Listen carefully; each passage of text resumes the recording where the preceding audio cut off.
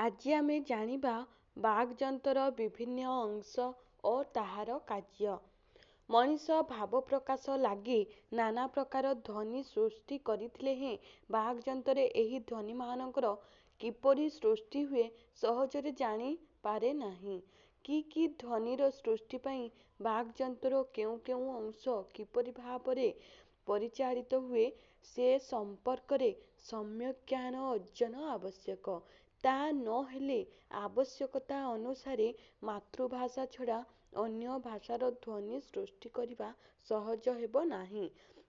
ଫୁସ୍ଫୁସ୍ରୁ ପ୍ରଶ୍ୱାସ ବାୟୁ ମୁଖରନ୍ଧ୍ର ଦେଇ ବାହାରକୁ ଆସିବା ସମୟରେ ବାକ୍ ଯନ୍ତ୍ରର ବିଭିନ୍ନ ଅଂଶ ବିଭିନ୍ନ ଭାବରେ ଆଘାତପ୍ରାପ୍ତ ହୋଇ ଧ୍ୱନି ସୃଷ୍ଟିରେ ସାହାଯ୍ୟ କରେ।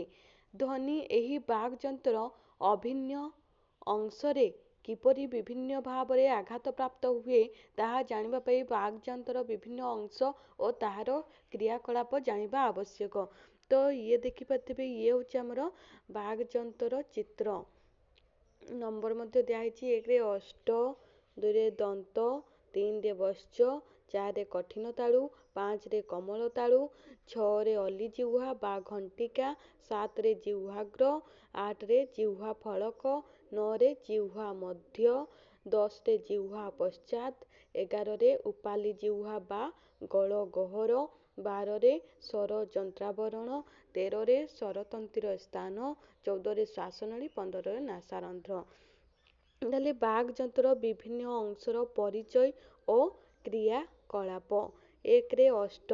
ଅଷ୍ଟ ବାକ୍ ଯନ୍ତ୍ରର କେବଳ ଅଷ୍ଟ ହିଁ ବାହାରକୁ ଦେଖାଯାଏ। ଅନ୍ୟ ସମସ୍ତ ଅଂଶ ବିଭିନ୍ନ ଭାବରେ ଆବୃତ।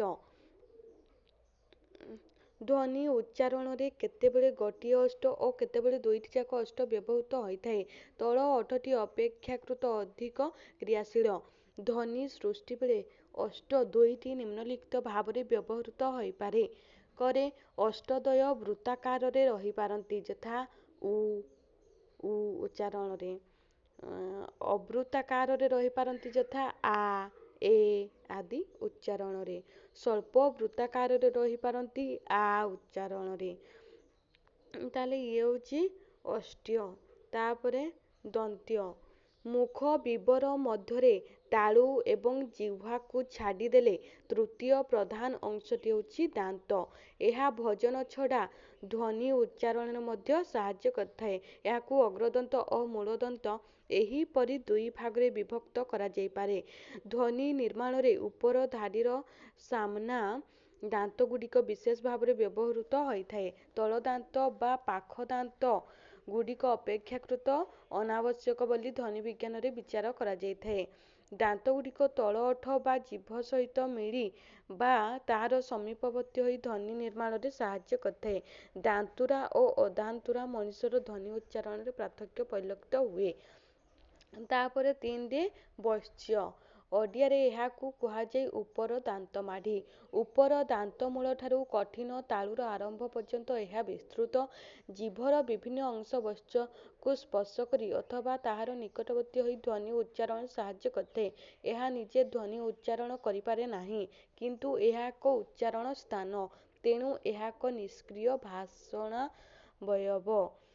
ଚ, ଛ, ଜ, ଝ, ଞ ଧ୍ୱନିଗୁଡ଼ିକ ଏହି ସ୍ଥାନରୁ ଉଚ୍ଚାରିତ ହୋଇଥାଏ। ତାପରେ 4ରେ କଠିନ ତାଳୁ। ବତ୍ସଠାରୁ ଆରମ୍ଭ କରି କମଳ ତାଳୁ ପର୍ଯ୍ୟନ୍ତ ଏହା ବିସ୍ତୃତ।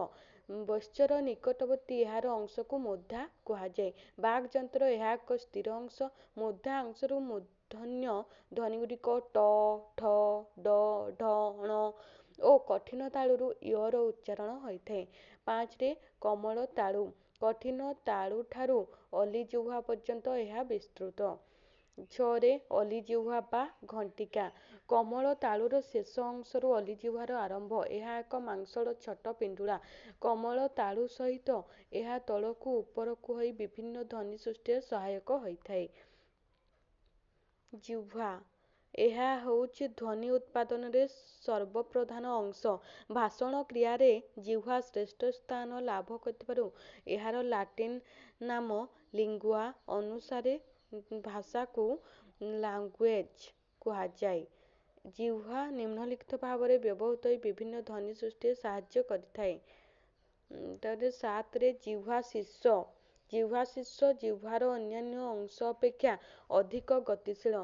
ଏହା ନିମ୍ନଲିଖିତ ଭାବରେ ବ୍ୟବହୃତ ହୋଇଥାଏ। ଲେଖା ହେଇଛି ତଳେ ଦେଖିଦେବେ ଟିକେ। 8ରେ ଜିହ୍ୱା ଫଳକ। ଜିହ୍ୱା ଶୀର୍ଷଠାରୁ ଜିହ୍ୱା ଫଳକ ଆରମ୍ଭ। ସାଧାରଣତଃ ଜିହ୍ୱାର ଯେଉଁ ଅଂଶ ପ୍ରାକୃତିକ ଭାବରେ ପାଟି ଭିତରକୁ ବାହାରକୁ ବାହାରିପାରେ ତାହାକୁ କୁହାଯାଏ ଜିହ୍ୱା ଫଳକ। ଜିହ୍ୱା ମଧ୍ୟ ତାପରେ 10ରେ ଜିହ୍ୱା ପଶ୍ଚାତ୍। 11ରେ ଉପାଲି ଜିହ୍ୱା ବା ଗଳ ଗହ୍ୱର।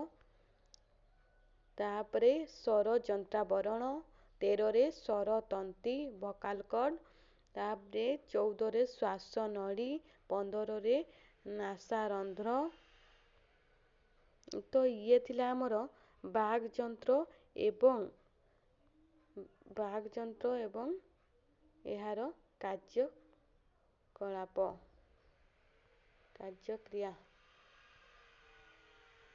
ତ ଇଏ ଥିଲା ଆମର ବାକ୍ ଯନ୍ତ୍ରର ବିଭିନ୍ନ ଅଂଶ ଓ ତାହାର କାର୍ଯ୍ୟ। ତ ଆମେ ବାକ୍ ଯନ୍ତ୍ର ବିଷୟରେ କିଛି ଜାଣିଲେ।